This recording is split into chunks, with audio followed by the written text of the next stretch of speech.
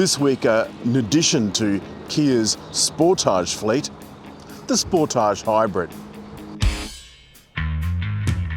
Since the launch a few years ago of Sportage, this new model, Kia have added a couple of little things like CarPlay and Android Auto, etc. But most importantly, this year they added a hybrid to the SX and the GT line. Even though this isn't marked on the back as a GT line, it's just marked HEV, you can tell this is a GT line because it's got the GT line accoutrements, the privacy glass, sunroof, different wheels and so forth. But there's a few other things that it's got as well.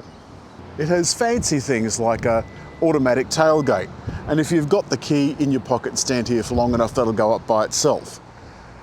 There's a generous cargo area, and underneath the floor, the hybrid has a space saver spare.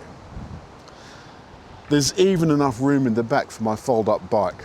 Admittedly, it takes up almost all the space. Inside the Sportage GT line, hybrid is exactly like any other GT line Sportage. The only difference is when you start it up, the seat will slide forward.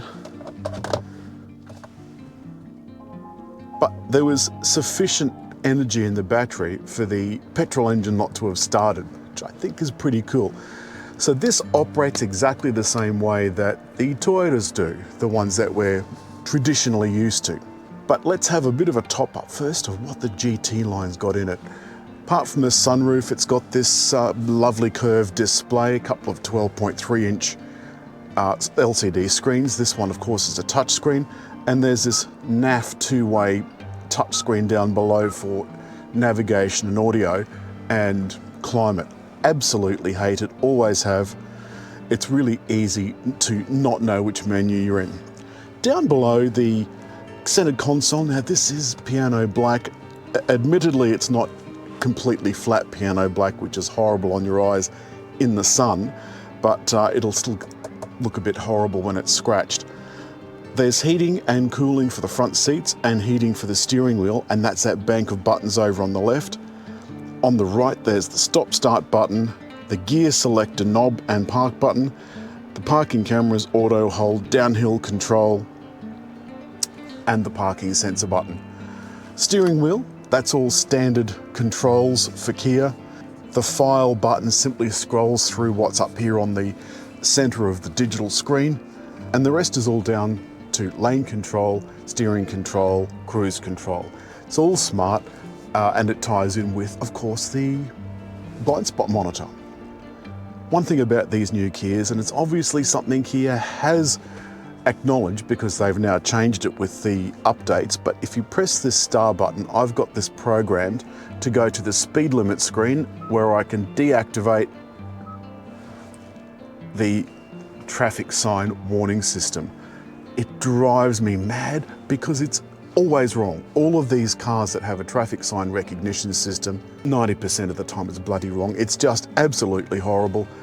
And what it does is it pesters you. In this case, there's a message for speed traps and speed signs and bus cameras and lanes and school zones and dark zones. And it is going off in town every few minutes, and it's the most annoying bong and warning you've ever heard in your life. Everyone just goes in and turns it off. A visual warning is all you need. There's a couple of other things too. The automatic hold only works for traffic lights, so it only works when the car's in gear. The handbrake or the parking brake doesn't apply automatically. You've got to reach down here on the dash, and it'd be really easy to forget to do it. Other than that, this is a standard GT line Sportage. It's still started, it's in EV mode as we speak. There are drive modes and they're down here. A little bit limited in what we can have. There's Eco, Sport and Smart. And one thing I've noticed is if I leave it in Smart, it does tend to cut the EV out a lot. So it's in kind of Sport more than it's in Eco. Doesn't seem to make a huge amount of difference to the performance. Let's get on the road. Indicators, they're on the right side, like so. The other stalk is for wipers and so on. And of course you've got paddles. And that's the most interesting thing about this, compared to the main opposition, which is the Toyota RAV4 hybrid, is this has a proper automatic transmission. It's got a 6-speed automatic. Does that make a difference, do I hear you ask? Yes, it does. It makes a huge difference. Oh, and by the way, this Apple CarPlay is by USB. It's not wireless. So this is a little bit behind. All right. Now,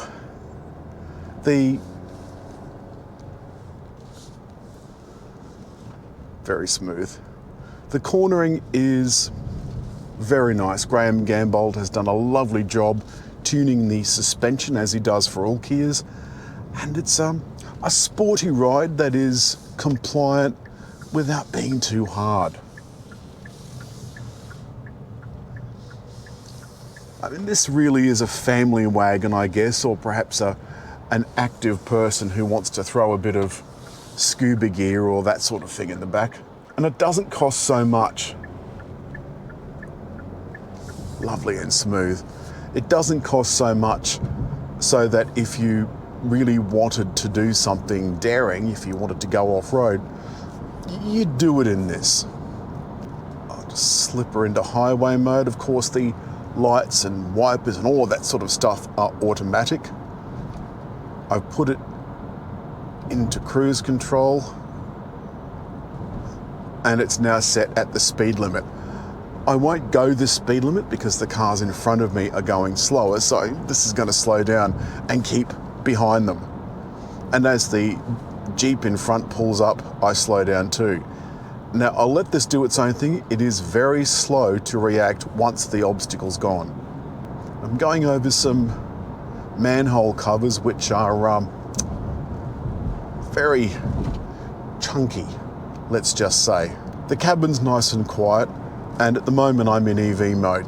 Now again, remember, this is a front-wheel drive only car.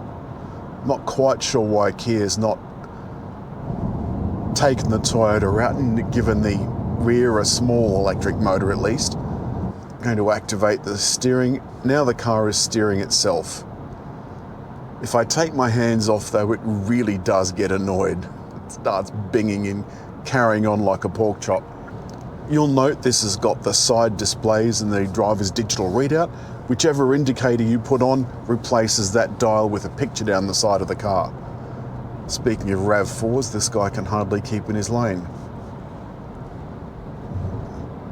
Unbelievable. Nearly wandered over again. Now, unlike the Toyota that's relying on the CVT automatic to iron out a lot of its misdemeanors, the feel when this is in petrol mode or petrol and electric mode feels like a normal car. Whereas the RAV4 doesn't, it still has that elastic band feeling. So rounding up,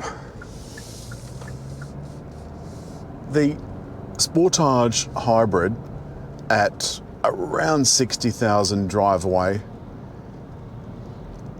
is still a lot of money for a car that's not an all-wheel drive. Doesn't have a head-up display, which is a little bit disappointing, given that they're relatively inexpensive now.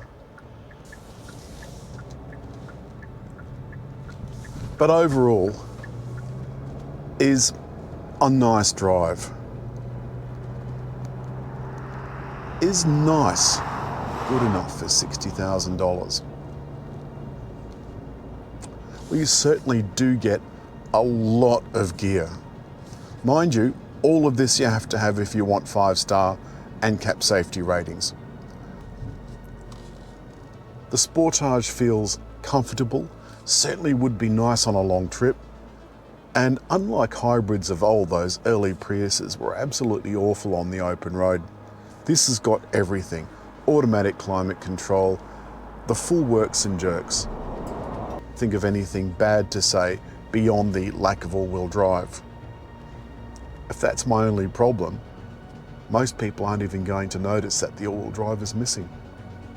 And this week, that's all there is for Kia Sportage Hybrid. It is still a nice drive. The steering is a little bit woolly, but it is a fairly good package, except for the fact that it's only available in front-wheel drive. But as always, hit like, leave a comment, and over there to subscribe.